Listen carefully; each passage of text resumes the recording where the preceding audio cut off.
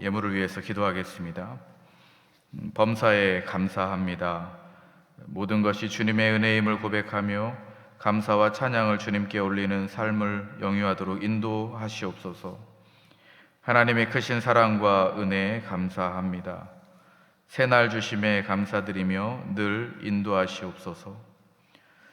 하나님 아버지, 오늘 이 새벽 부르시는 주님의 음성을 듣게 하여 주시옵소서.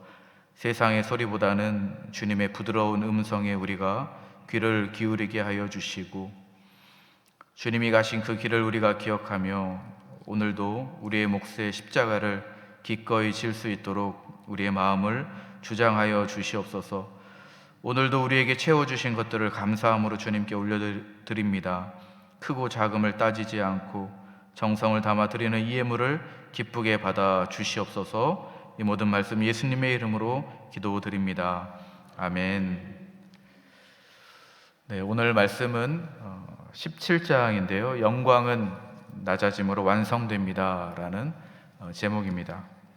어제는 우리가 놀라운 고백을 들을 수 있었습니다. 16장 16절에 주는 그리스도시요 살아계신 하나님의 아들입니다 라는 베드로의 고백이었습니다. 베드로가 고백한 다음에 예수님께서 바로 자기가 십자가의 고난을 당하고 죽임을 당할 것이다, 이렇게 예수님께서 말씀하셨습니다. 베드로는 그 말이 듣기 싫었던 것 같습니다. 자신의 그 고백 다음에 주님이 고난받으시고 죽임을 당할 것이다, 그 말을 듣기 싫었던 것 같습니다. 왜냐하면 다른 생각을 가지고 있었기 때문이죠. 베드로가 그 말에 대해서 막아서다가 예수님께서 책망을 하십니다. 사단아, 내 뒤로 물러가라, 이렇게 예수님께서 책망을 하십니다. 영광스러운 고백이 있었죠. 그리고 예수님의 죽으심과 고난이라는 그 예고가 있었습니다. 16장에 두 가지 이야기가 있습니다. 17장에도 동일하게 그런 영광스러운 장면과 또 예수님께서 십자가에 못 박혀 죽으실 것이라는 죽음이 예고되고 있습니다. 16장과 17장에 이렇게 한 장에 두 가지 이야기가 반복되고 있습니다. 17장 우리가 말씀을 보면 엿새 후에 이렇게 시작을 하면서 세 명의 제자와 함께 산 위로 올라가십니다. 상상하기 힘든 일이 벌어지는 거죠. 예수님의 얼굴이 해같이 빛나고 옷이 빛같이 하얘졌습니다. 영광이 그대로 드러난 겁니다. 눈부신 영광이 있고, 그런데 22절과 23절에 보면 또 예수님께서 자기가 십자가에서 고난을 받고 죽임을 당할 거라는 것을 예고하고 있습니다. 그리고 마지막에는 성전 세의에 대해서 예수님께서 말씀하시고 오늘 17장 모든 이야기가 마치게 됩니다. 산 위에서 영광으로 시작을 합니다. 그리고 따라 내려가다 보면 결국 낮아짐과 섬김에서 그 십자가의 그 낮은 자리에서 예수님의 이 모든 이야기가 17장에서 마무리가 됩니다. 이 흐름에 따라서 우리가 본문을 한번 살펴보도록 하겠습니다. 2절 말씀에 보면 그들 앞에서 변형되사 얼굴이 해같이 빛나고 옷이 빛같이 하얘졌다, 이렇게 나와 있습니다. 3절에 보면 모세와 엘리야가 나타나죠. 그리고 예수님과 이야기를 합니다. 모세는 율법에 대표하는 사람이고 엘리야는 예언자로서 대표하는 사람입니다. 이 두 사람이 등장하게 되고 예수님과 대화하는 겁니다. 4절 말씀에 보면 베드로가 굉장히 감격하는 것 같아요. 4절 말씀에 선생님이요, 우리가 여기 있는 것이 좋습니다. 원하시면 초막 셋을 지어서 하나는 모세, 하나는 엘리야, 하나는 예수님, 이렇게 함께 모시도록 하겠습니다. 지금 베드로가 그렇게 고백합니다. 베드로는 이 순간을 붙잡고 싶었던 겁니다. 영광스러웠던 그 시간, 그 장면, 그 순간을 붙잡고 싶은 거예요. 그때에 이제 빛나는 구름이 그들을 덮고 소리가 납니다. 5절 말씀이죠. 이는 내 사랑하는 아들이요 내 기뻐하는 자니 너희는 그의 말을 들으라. 여러분, 이 장면을 조금 다르게 본다고 하면 지금 산 위에서 영광스러운 이 장면이 있죠. 그리고 예수님이 이제 후에 십자가에서 고난받으시고 못 박혀 죽으시는 이 장면이 있습니다. 그런데 굉장히 닮아 있어요. 지금 이제 17장 이 산 위에서는 예수님의 그 옷이 빛나지만 예수님이 십자가상에서는 군인들이 옷을 벗겨서 제비 뽑죠. 여기에서는 지금 모세와 엘리야가 양옆에 있지만 십자가에서는 강도 둘이 양옆에 있습니다. 지금 여기에서는 밝은 구름이 덮치지만 십자가에서는 온 땅에 어둠이 임합니다. 여기에서는 지금 하나님께서 이는 내 사랑하는 아들이다 이렇게 말씀하시죠. 17장에서는. 그러나 이제 십자가에 못 박혀 돌아가실 때에는 로마 백부장이 이는 진실로 하나님의 아들이었다라고 이렇게 고백을 합니다. 굉장히 장면이 다른 것 같지만 닮아 있습니다. 닮은 것 같지만 또 다르죠. 산 위에서의 영광이 있고 십자가에서의 이 수치가 있습니다. 지금 이 이야기가 따로 떨어져 있는 것이 아니라 하나의 이야기로 지금 계속해서 흘러가고 있습니다. 16장에서도 정말 영광스러운 그 고백과 함께 예수님이 십자가에 못 박혀 죽으실 것이라는 그 이야기, 17장에서도 산 위에서 벌어지는 영광스러운 이야기, 얼굴이 하얘지고 그리고 옷이 빛같이 하얘지고 그리고 모세와 엘리야가 나타나서 예수님과 함께 이야기하는, 베드로가 정말 감격스러워하는 이 영광스러운 이야기가 있는가 하면 예수님이 못 박혀 죽으실 것이라는 예고가 있습니다. 계속해서 반복되고 있죠. 우리가 알 수 있는 진리는 뭐냐면 예수님의 진짜 영광이라는 것은 빛나는 순간에만 있는 것이 아니라 낮아지고 버림받는 그 자리, 십자가에서도 그 영광스러운 장면이 이어진다라는 것을 성경이 우리에게 계속해서 말해주고 있는 것입니다.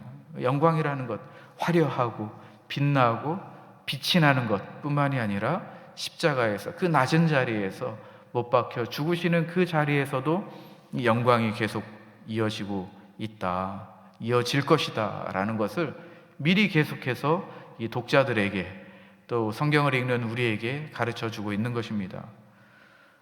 제자들이 산에서 내려오면서 예수님께 질문을 합니다. 10절 말씀에 보면 그러면 어찌하여 서기관들이 엘리야가 먼저 와야 하리라 하나이까 이렇게 질문을 하죠. 12절 말씀에 보면 예수님이 대답하십니다. 엘리야가 이미 왔으되 사람들이 알지 못하고 임의로 대우하였도다. 그제서야 이제 깨닫는 거예요. 13절에 보니까 그제서야 제자들이 예수님께서 말씀하신 것이 세례 요한인 줄을 깨달으니라. 제자들은 몰랐던 겁니다. 하나님의 계획을 몰랐어요. 자기들의 그 예상과는 다르다는 것을 몰랐습니다. 다른 순서가 있었고 다른 방식이 있었습니다. 하나님의 계획은 달랐어요. 때가 달랐습니다. 내가 생각하는 때와 달랐습니다. 제자들은 그제서야 예수님이 말씀하신 것을 깨달았다, 이렇게 고백하고 있죠. 우리가 이제 여기까지 말씀을 보면서 우리가 이제 묵상하고 적용을 해야 됩니다. 여러분, 우리가 신앙생활 하면서 특별한 은혜의 순간을 경험을 합니다. 예수님의 이 변형되는 이 모습을 경험하는 것처럼 우리도 산 위에서 그런 영광스러운 은혜를 체험을 합니다. 특별한 순간이죠. 우리가 기도하는 중에 마음이 뜨거워지는 경험을 하기도 합니다. 예배하는 중에 우리가 감격스러워서 나도 모르게 눈물을 흘리는 그런 순간이 있습니다. 정말 하나님이 가까이 계신 것 같은 그런 체험을 우리가 합니다. 그때에 우리도 베드로처럼 그 순간을 붙잡고 싶어져요. 그 순간을 그 자리에서 머물고 싶어 합니다. 하나는 예수님을 위하여서 초막을 짓고 싶어 하고, 하나는 모세를 위해서 초막을 짓고 싶고, 또 하나는 엘리야를 위하여서 초막을 짓고 싶고, 그 자리에서 영원히 머물고 싶어 합니다. 그 산 위에서 우리는 머물고 싶어 해요. 그런데 예수님이 하신 말씀, 하나님께서 하신 말씀은 뭐냐면 5절 말씀이죠. 여기 머물러라 라는 것이 아니라 그의 말을 들으라라는 말씀입니다. 머무는 것이 우리가 해야 할 일이 하는 것이 아니라 그의 말을 듣는 것입니다. 은혜의 순간, 뜨거웠던 그 순간, 감격의 그 순간은 그 자체가 목적이 아니라 그 은혜를 통하여서 예수님의 말씀을 듣고 예수님이 가시는 그 길을 따라가는 것이 하나님께서 우리에게 주시는 은혜의 본질적인 목적입니다. 우리는 산 위에서 머물고 싶어 하죠. 예전은 내가 참 뜨거웠는데 우리는 예전에 머물고 싶어 합니다. 그때는 내가 기도도 정말 열심히 뜨겁게 했는데 우리는 그 영광스러운 산 위에서 머물고 싶어 하죠. 예전에는 내가 헌신했는데 우리가 그 헌신의 그 기억에 머물고 싶어 합니다. 그러나 하나님께서 우리에게 말씀하십니다. 머무르지 말고 그의 말을 들으라. 우리는 지금 예수님의 말을 들어야 합니다. 예수님이 뭐라고 말씀하시는지, 우리에게 주셨던 그 은혜를 통해서 우리가 어떻게 예수님을 따라가야 할지를 지금 말씀을 통해서, 5절 말씀을 통해서 우리에게 하나님께서 주시는 음성입니다. 우리는 그때를 비교하며 지금을 또 비교합니다. 여러분, 그때에 비하면 지금은 많이 부족하죠. 많이 부족합니다. 그때는 뜨거웠지만 지금은 어쩌면 미지근할 수도 있겠습니다. 그때는 특별한 자리가 있었지만 지금은 그런 자리들이 사라졌다라고 생각할 수 있습니다. 그때는 신이 났지만, 그때는 기쁨이 있었지만, 그때는 하나도 힘들지 않았지만 지금은 신이 나지 않고 에너지가 없고 지치고 힘들다라고 생각할 수 있습니다. 그러나 오늘 16장과 17장 말씀을 통해서 계속적으로 흘러오는 말씀은 뭐냐면, 그때에도 영광이 있고 그 빛나는 자리, 영광스러운 자리, 얼굴에 해같이 빛나고 옷이 빛같이 하얘지는 그 영광스러움이 지금 이 자리, 빛나지 않지만 예수님과 함께 걸어가는 이 자리, 십자가의 길, 그 자리에도 그 영광이 계속 흘러간다. 여러분, 우리가 우리의 영안이 열려서 그 영광을 이 낮은 자리에서, 이 부족한 자리에서 볼 수 있기를 주님의 이름으로 축복합니다. 지금 이 자리에 주님이 우리와 함께 하신다면, 주님의 말씀이 들린다고 하면 이 자리에 영광이 있습니다. 우리의 눈이 열려서 그 영광을 볼 수 있어야 하겠습니다.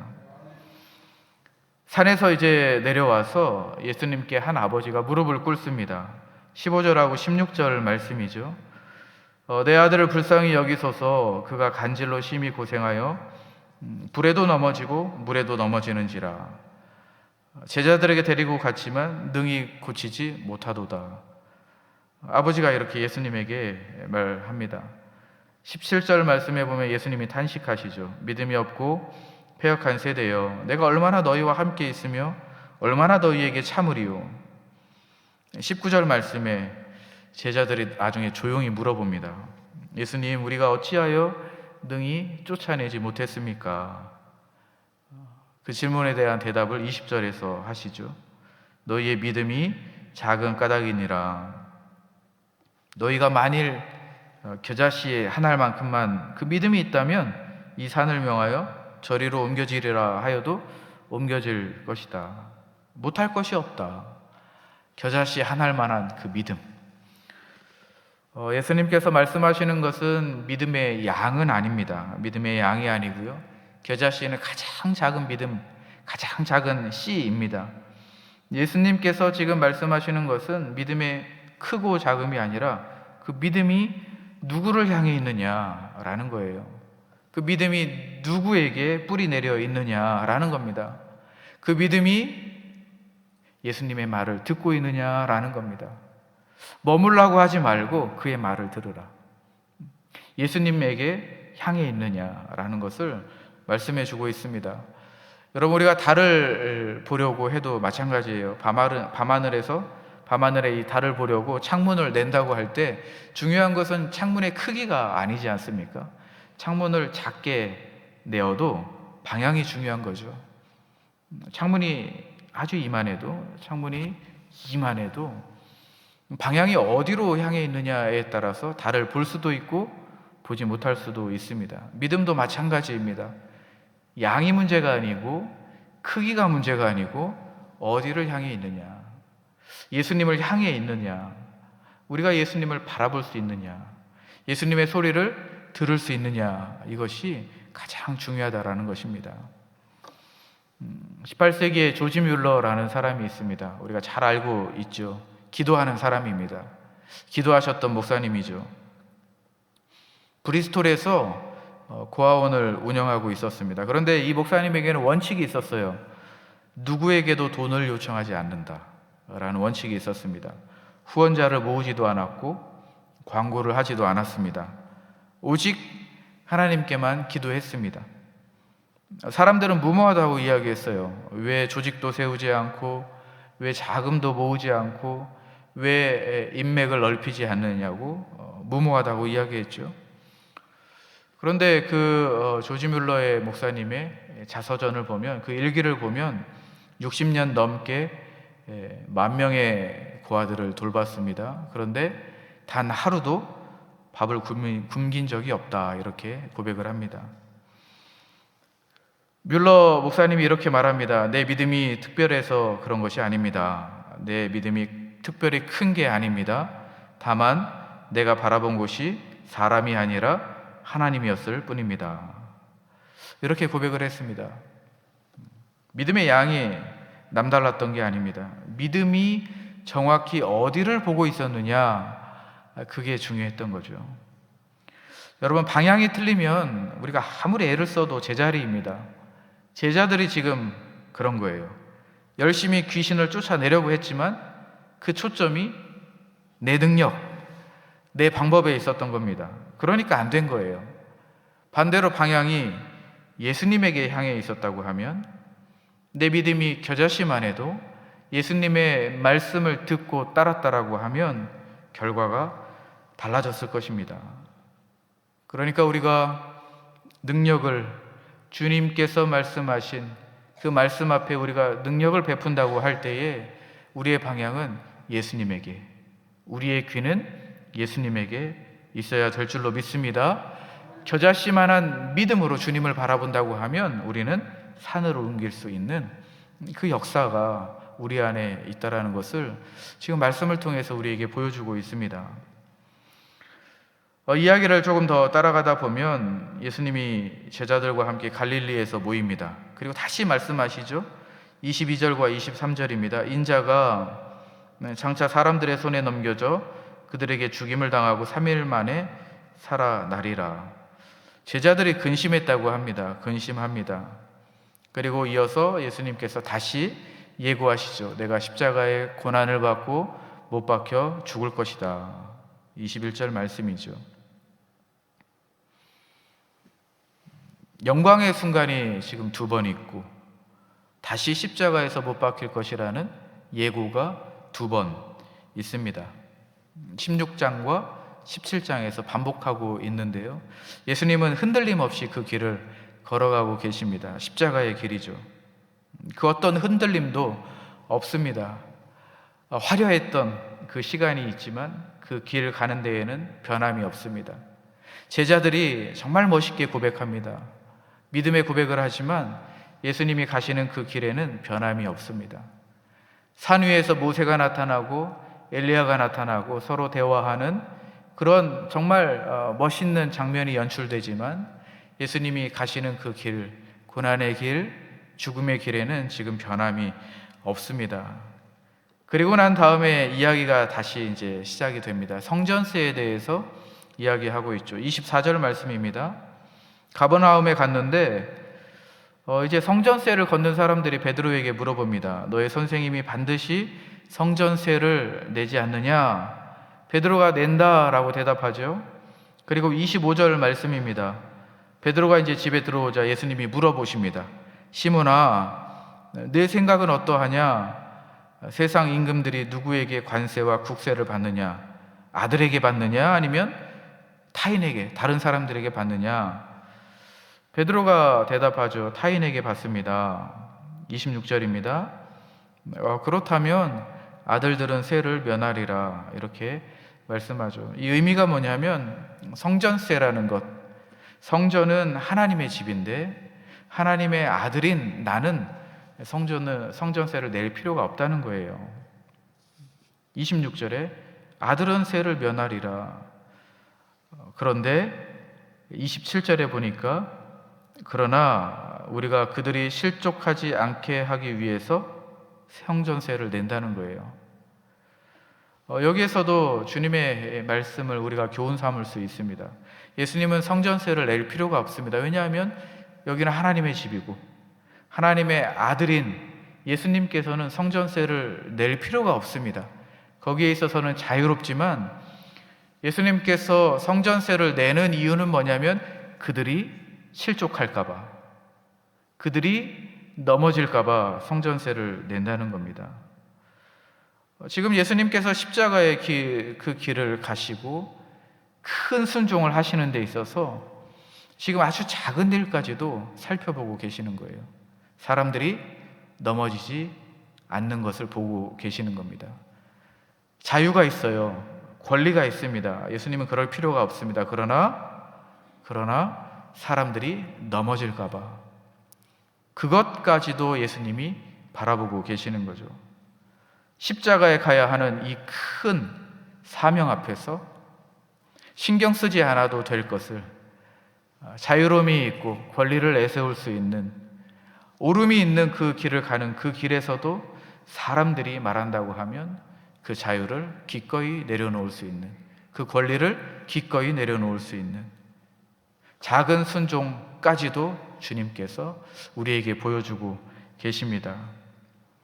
여러분, 우리에게도 이런 순간이 있습니다. 우리가 살아가다 보면 이해가 되지 않는 부분들이 많이 있죠. 왜 이 길을 가야 하는지 모를 때가 있습니다. 예수님도 그랬을 겁니다. 인간적으로 생각하면 내가 왜 이 길을 가야 하는지, 내가 왜 하나님의 그 뜻 안에서 이 길을 가야 하는지 이해가 안 될 수도 있겠습니다. 왜 내가 이 힘든 선택을 해야 하는지. 제자들도 그랬습니다. 23절에 보면 매우 근심했다. 이해 안 되고 슬펐던 거죠. 그런데 예수님은 그 길을 멈추지 않았습니다. 순종했어요. 순종이라는 것은 이해가 된 다음에 순종하는 것이 아니고 이해되지 않아도 마음에 근심이 있어도 순종하는 것이고 슬픔이 있어도 순종하는 겁니다.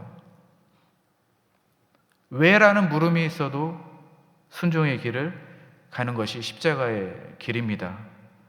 그런데 이 순종은 큰 일에서만 나오는 것이 아니라 내가 권리를 내려놓아야 할 이 작은 일에도 순종이 필요합니다. 자유가 있지만, 성전세를 낼 필요가 없는 자유가 있지만 그 자유조차 내려놓아야 할 그 길이 십자가의 길이었던 거죠. 예수님이 그렇게 순종하시고 삶을 우리에게 보여주신 겁니다. 우리도 그런 상황에 있을 수 있습니다. 내 가정에서, 내 직장에서, 우리의 삶 가운데 내가 맞다, 맞을 수 있죠. 자유가 있죠. 권리가 있습니다. 내가 옳습니다. 그러나 누군가가 넘어진다고 하면, 실족한다고 하면 그 자유조차 내려놓을 수 있고 권리도 내려놓을 수 있는 그 순종, 그 순종이 예수님께서 보여주신 순종입니다. 그 길이 십자가의 길입니다. 이해가 되지 않아도, 마음이 아파도, 슬퍼도, 근심이 있어도 내려놓을 수 있는 그것이 예수님의 순종이고 예수님의 길이었습니다. 여러분, 오늘도 우리가 일상을 살아갑니다. 오늘 하루를 살아가야 되는데요, 오늘 하루는 고집부리지 않고 내 자유를 누리기보다는 내 자유를 내려놓고 내 권리를 주장하기보다는 내 권리를 한 번은 내려놓는 그런 예수님의 모습이 우리 안에 있기를 축복합니다. 말씀을 마무리하도록 하겠습니다. 17장 전체를 우리가 다시 한번 정리를 해보면 이 17장은 산 위에서 예수님의 영광으로 시작합니다. 예수님의 영광이 드러났습니다. 변형이 되었습니다. 산 위에서요. 그런데 산 위에 있던 그 영광이 십자가로 내려옵니다. 낮아진 자리죠. 아무것도 없는 자리입니다. 죽음의 자리입니다. 산 꼭대기에서 지금 아무것도 없는 자기의 권리를 내려놓고 자유를 내려놓는 섬김을, 작은 순종을 해야 되는, 큰 순종을 또 해야 되는 아주 밑바닥에 십자가의 자리까지 내려옵니다. 산 위에서는 찬란한 빛이 있었고 산 아래에서는 믿음 없는 제자들이 있습니다. 세상을 향한 탄식도 산 아래에 있습니다. 이해되지 않는 그 길이 있습니다.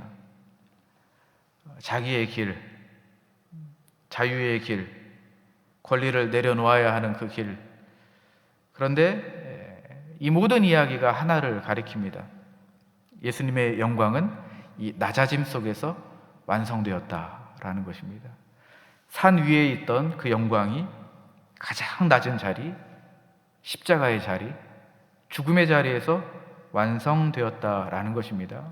하나님이 우리에게 말씀하십니다. 그의 말을 들으라. 예수의 말을 들어라. 예수의 길을 들어라. 그 길을 따라가라. 그렇다면 우리가 지금 어디에 있어야 하겠습니까? 우리는 산 위에서 머무는 것이 아니고 가장 낮은 자리, 그 십자가의 자리, 섬김의 자리, 버려야 하는 자리, 내세우는 것이 아니라 버려야 하는 자리. 여러분, 그 자리에서 주님과 함께 동행할 때에 우리에게 주어지는 그 영광이 완성될 줄로 믿습니다. 오늘 하루 여러분 이 영광이 완성되시기를 축복하고요. 우리 교회가 높은 자리에 있는 것이 아니라 가장 낮은 자리, 십자가의 그 자리에서 주님과 동행할 때에 하나님이 허락하시는 그 영광을 우리가 다시 한번 누릴 수 있을 것이라 확신합니다. 말씀을 따라서 그의 말을 들으라. 그의 길을 따르라. 예수님의 말씀을 듣고 따르는 우리 교회가 되기를 주님의 이름으로 축복합니다. 우리 이 시간에 함께 합심해서 기도하겠습니다. 기도할 때에요, 하나님, 우리 교회가, 우리 가정이 주님의 말씀을 듣겠습니다. 따르겠습니다. 우리가 산 위에 머무는 그 영광에 취해 있지 말고 우리가 가장 낮은 자리, 죽음의 자리, 버려야 하는 자리, 십자가의 자리에 우리가 기꺼이 주님과 동행하며 하나님이 허락하시는 그 영광을 우리가 맛보아 경험할 수 있도록 주여 인도하여 주시고 우리 교회를 축복하여 주시옵소서. 이 시간에 주님의 이름 부르면서 기도하겠습니다.